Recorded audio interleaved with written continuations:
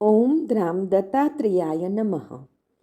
દિગંબરા દિગંબરા શ્રીપાદ વલ્લભ દિગંબરા નો તારક મંત્ર આપનાર પરમહંસ પરિવ્રાજકાચાર્ય શ્રીમદ વાસુદેવાનંદ સરસ્વતી સ્વામી મહારાજે તેમના જીવનકાળ દરમિયાન મરાઠીમાં લખેલ પત્રોનો સંગ્રહ એટલે શ્રી વાસુદેવ પત્રબોધ સંગ્રહ, જેમાં સ્વામી મહારાજના અક્ષર પ્રસાદ રૂપે કુલ 292 પત્રો છે.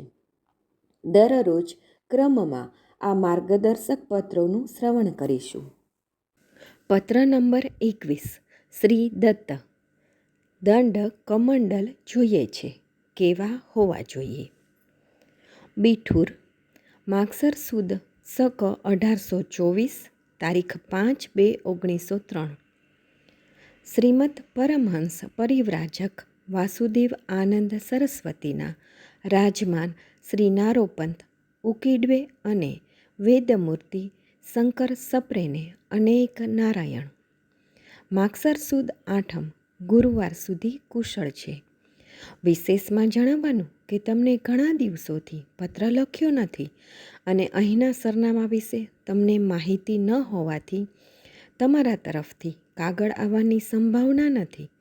તથાપિ ત્યાંના કેટલાક ગૃહસ્થ આ બાજુ નોકરી નિમિત્તે વસવાટ કરે છે અને તેમના દ્વારા થોડી ઘણી માહિતી મળતી રહે છે. અસ્તુ. અમને હાલમાં દંડ અને કમંડળુની ઘણી તકલીફ પડે છે, માટે નીચે બતાવ્યા પ્રમાણે 2 કમંડળુ અને 4 દંડ જોઈએ છે.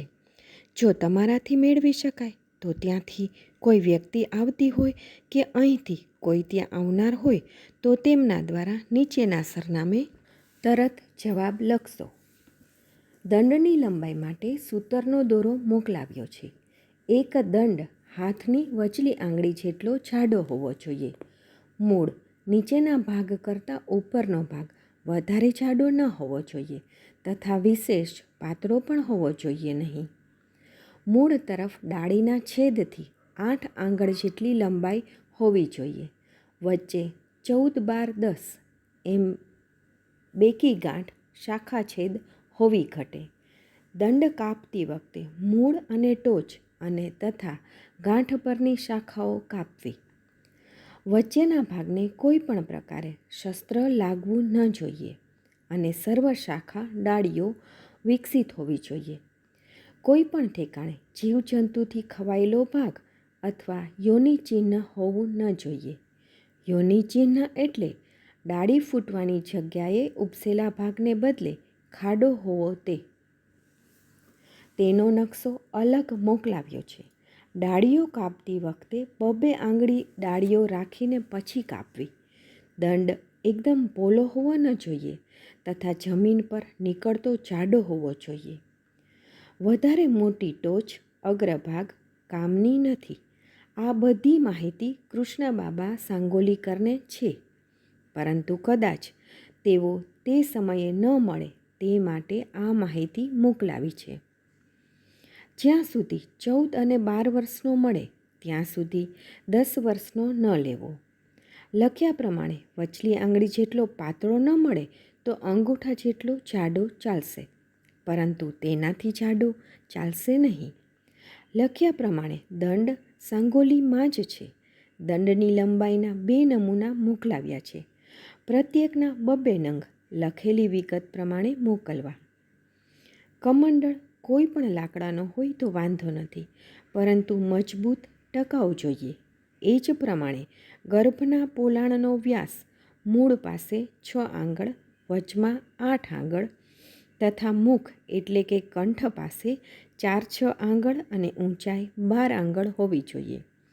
તેને સાંગલીની ઝારી પ્રમાણે ટોટી લગાવી ઉપર પકડવા માટે લાકડાની કે લોખંડની કમાન હોવી ઘટે.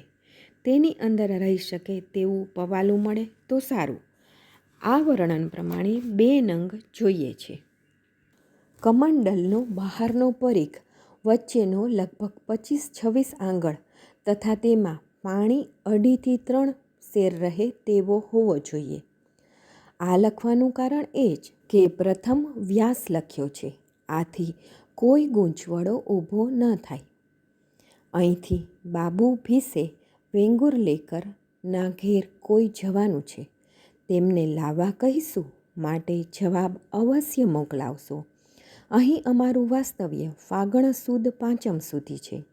વસ્તુ મળતા જ અથવા તેટલા દિવસોમાં ન મળે તો પૂનમ સુધી નિવાસ અહીં રહેશે. પત્રોનો જવાબ અવશ્ય લખશો. નારાયણ.